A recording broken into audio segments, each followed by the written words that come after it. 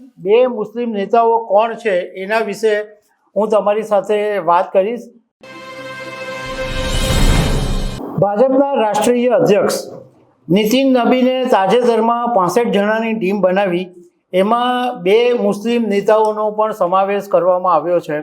તો આ બે મુસ્લિમ નેતાઓ કોણ છે એના વિશે હું તમારી સાથે વાત કરીશ.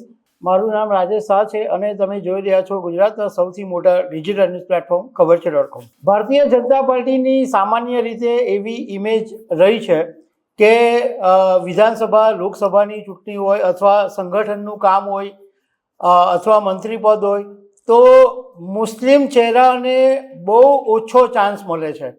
પરંતુ આ વખતે જે નીતિન નબીની ટીમ બની એમાં બે મુસ્લિમ નેતાઓનો સમાવેશ કરવામાં આવ્યો. એમાં એક પ્રોફેસર તારિક મંસૂર, જેમને રાષ્ટ્રીય ઉપાધ્યક્ષ બનાવવામાં આવ્યા, અને બીજા કુંવર બાસિત અલી, જેમને અલ્પસંખ્યક મોરચાની જવાબદારી સોંપવામાં આવી. પહેલાં હું તમને વાત કરીશ કે આ પ્રોફેસર તારિક મંસૂર કોણ છે.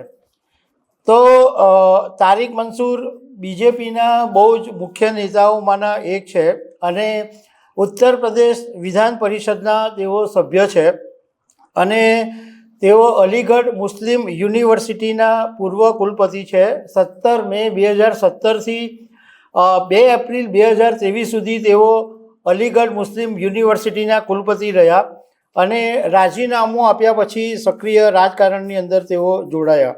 2023માં એમને ભાજપે સંગઠનમાં રાષ્ટ્રીય ઉપાધ્યક્ષ બનાવેલા અને ભાજપમાં એવું કહેવાય કે બીજી વખત બહુ જ ઓછા લોકોને ચાન્સ મળતો હોય છે, પરંતુ તારિક મંસૂરને ફરીથી ચાન્સ મળ્યો અને રાષ્ટ્રીય ઉપાધ્યક્ષ એમને બનાવવામાં આવ્યા.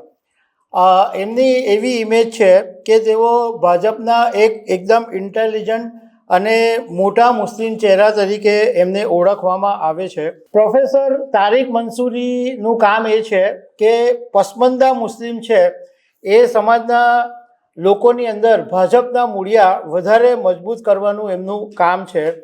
અને ઉત્તર પ્રદેશની ચૂંટણી હવે 2017માં આવી રહી છે, એટલે પ્રોફેસર તારિક મંસૂરની એપોઇન્ટમેન્ટ કરીને ભાજપે એવો મેસેજ આપ્યો છે કે મુસ્લિમ સમાજની પણ ભાજપ સાથે રાખે છે.